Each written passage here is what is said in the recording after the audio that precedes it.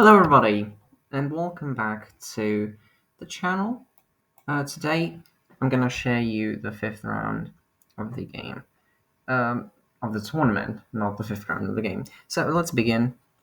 I actually learned how to use this chess analysis better, so now I can actually show the elo and the name. I was playing against a friend, like the uh, name suggests. He's a pretty nice friend, and even though his elo is very low, he has defeated some pretty strong players. In this tournament, he even defeated a 1700, even though he also had a pretty rough tournament like I did. But, uh, played e4. I mean, I played e4. I love playing e4, and it's the only move that I'm going to play for a while, and he played c5. Now, because I was playing my friend, I also knew what he knows what to play against. So I played the Alapin, which is a very, very good opening. Here, the best move is knight f6, and I knew that he didn't really like knight f6, and it's also a pretty tough game to play. So knight e5, which isn't the best move. It's not too bad, but the d5 square becomes very, very weak, and you just try and put a knight there because it's a very, very weak square. I played knight f3, just attacking, developing, and preparing d4. Knight c6 followed, and I played d4, which isn't really that good of a move, but you know, he took mistakes and knight f6. So this is a pretty standard position, not too good, but not too bad. It's a comfortable position for white. Uh, you just defend, you play. Here, I thought about playing knight c3 or taking, and I ultimately chose to take. And I knew that he wouldn't really like taking with this pawn, so he took like this, and we traded queens. In this position, I felt very, very, very, very nice because he had lost the opportunity to castle, and I also could get easier development. I played f3, which I don't know how to feel about it now. The computer seems to like this move. I feel like it's not that good of a move. But I didn't want to play this because of this, and it's a bit complicated, and then I would do some stuff. I would have another pawn island, and these two pawns would be isolated, and it would be a hassle. So, bishop c5 and knight c3 soon followed. This isn't the best way to play it. Also thought here about playing knight d2, and then maybe in the future playing knight b3. Um, and it's a pretty good idea. The knight can also play. You can also move the knight here and maybe here. Um, it's a better idea. The knight on c3 doesn't do that much, but it's still kind of equal. Bishop e6, which is standard. Just developing here. The computer apparently really likes king e2. Don't know why. I thought like bishop g5 more. Apparently not. I played bishop f4, which isn't the best. I thought about bishop g5, but I was currently at half a point out of 4. Um, pretty bad game. Not game, tournament. So I didn't want to be too aggressive. King e7, so I don't win a tempo, and I castled queenside. And this is a pretty nice position. I would say it's equal, but what do I know? But it's not a bad position to play, and I don't feel like anyone really has an advantage.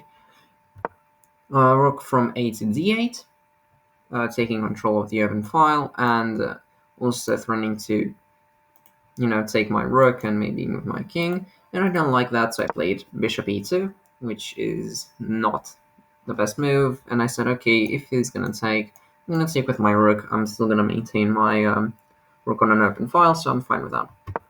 He played rook d7, and here I decided to take. The computer doesn't like this, but at this level, I don't think it really matters. Not that I'm insulting my friend and opponent, but you know, I play rook d1 check, king e7, and here I thought for a while, and I played a bad move. a3. a3 is a very, very bad move, because I thought, okay, I'm gonna play knight a4, but then he can go here, and I don't really like that. So I made a mistake. I played a3, and I lost all my advantage just like that. Bishop b3, and here I made a horrible decision. I decided to blitz out. Rook e2, and now this is very, very, very bad. Very bad. Because after knight h5, it's very hard to defend. He looked at me very surprised, but he was also smirking because we played one more time, I think in Rapid, and I beat him, and he kind of wanted revenge. Here I thought for like 15 minutes. I was panicking, didn't know what to play. I thought maybe bishop g5 doesn't do anything. Maybe I can go here again. No, it's even worse. Not here again. Here, here, here, here, here. You take, and then you do this, and I'm losing. So I thought, and I played bishop e5, which is actually the best move here, so I'm gonna pat myself on the back.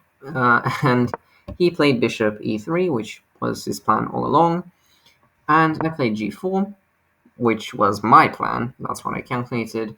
Calculated bishop e3, g4 takes, knight f6, g5, and here this is what I calculated. And that's kind of what happened. And now I felt a bit better. Apparently the computer likes knight h5, but it's kind of risky. It's kind of risky in my opinion. Now kind of, I don't think it's a good move. I don't know how it's the best. Because now you play here, sure thing, but you can just go here. And now don't know what I'm playing here, but whatever. Knight h5 seems a bit risky, so he played knight b7, and I took on g7, rook g8, and bishop h6. And now I felt actually kind of happy, because I was like, okay, maybe I have some counterplay. I'm only down 1 point of material. I have a bishop and a pawn for his rook, so I might be able to snatch another pawn and maybe get a draw. That's not what happened. He played f6, which surprised me. I was 100% sure that he was going to play knight e5. Not slandering my opponents again, but that's what the logical move seemed to be. f6, and I played h4. This isn't really that good of a move. f4 is much better because of reasons. This pawn is actually pretty good on h2 for now. He took, and instead of taking with the pawn, which would be devastating, I took with the bishop. And why is taking with the pawn devastating? For multiple reasons, but the main one being knight e5. And now after knight e5, you have a very, very rough game. This is gonna fall eventually, and your bishop is trapped in the corner, it's doing nothing. So I took this as an opportunity to escape.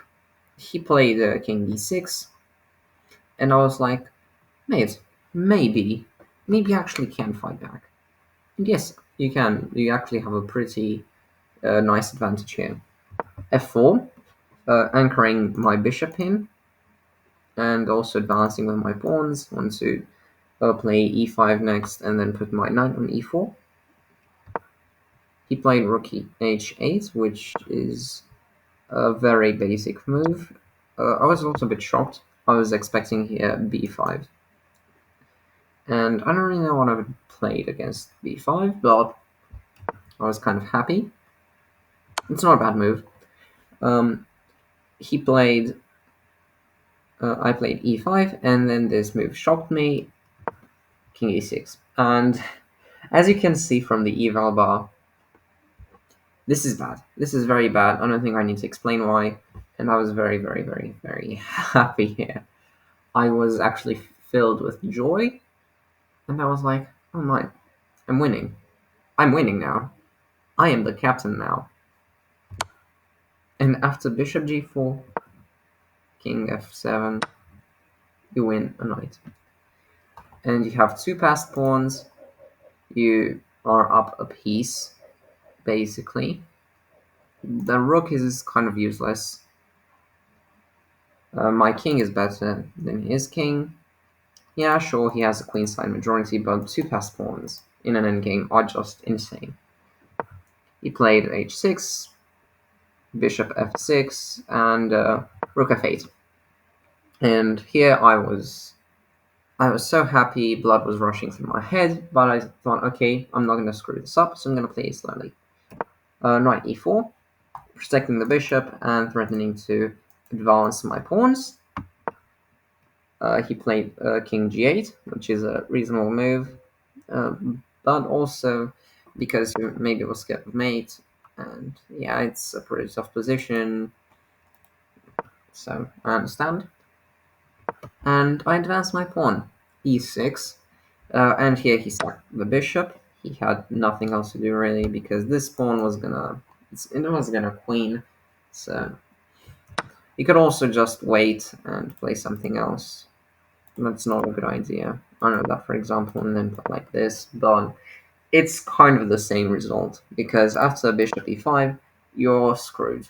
You just are screwed. I know taking the rook would be the move that most people would choose, but this is actually a very, very good move. Also, 96 is a very nice move, but uh, whatever. So he decided to take, instead of playing b5, he took. And I took back. And I was feeling very, very confident. I said, okay, there's no way I screw this up. I'm up 4 points of material. So, f5, h5, and I was ecstatic. My friend was looking at me so disappointed because for a couple of moves he was totally winning, totally winning. And now the tables have turned. And even if he didn't play that bad move, I still had an advantage because of my past pawns, and he would probably have lost a piece anyway. Bishop g5, and here he looked at me. He was very sad, and I went to the bathroom. A thing that I haven't told you is that I went to the washroom almost every game. I don't know why. To this one, I can explain. I woke up pretty late, and the first game was at 9 in the morning, and I woke up pretty late at like 8, and I didn't hear my alarms. I was very panicked, and good thing the library where the game was played, where the tournament was played, is very, very close to me. So thankfully, I wasn't late. It was like 10 minutes early, but still kind of didn't want to be late, even if I had a bad tournament. And I was still gaining experience, and I still love chess, even if I have a bad tournament. c5, you don't really have anything to do here. You don't have. I mean, sure, you can push b5, but I was gonna play this. That's what I thought about, and then just advance my pawn and kick the rook out. But after this was the position. So I thought maybe he had some counterplay. No, he doesn't. No, he doesn't. He's too far gone. Played a5.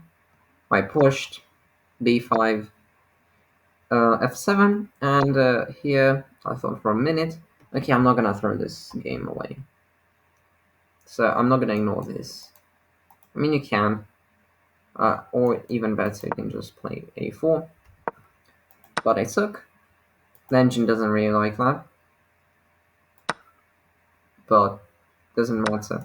This I'm not scared of this. I'm not scared of this. I can take. There's nothing really that he can do. So yeah, knight b7, and here he had to sack his rook. He played b3. He had nothing else to do. I took the rook. King g7. I sacked my bishop here just because he's my friend, and we had a laugh after the game. I actually felt pretty bad after the game, but because I did some unspeakable things. King h7, and I did not make a queen. I made a rook. I made a rook. There was also mate here.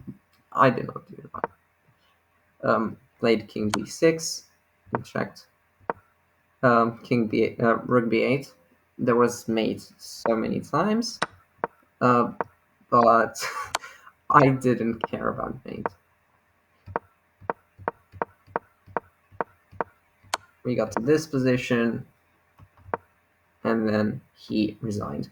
I said, okay, I'm probably not gonna have this opportunity again. I've also thought about making bishops, but I didn't want to disrespect him that badly. Fun fact: in the last round of the tournament, one of my friends played against a very, very kind old man. He was actually my first ever chess opponent. That old man, he's a very, very sweet guy. Uh, he must be protected at all costs. And it was the last round, and everybody was done with their games. And they played a very, very long match. He was suddenly winning. He had like 3 pawns, a bishop, and a rook against just a king and a rook. And he promoted all of his pawns into bishops and knights. And it was a very, very funny game of 117 moves, I suppose. I don't remember exactly. Very funny. Very. They all laughed. Everyone laughed. We had a good time. And this game was also pretty nice, and I felt pretty good about myself because I actually won. So I was 1.5 out of 5. So I felt pretty good about myself. And then I went to buy myself something to eat because I was starving. Very simply put. I was very, very hungry. I didn't really eat anything that day. So I just started eating.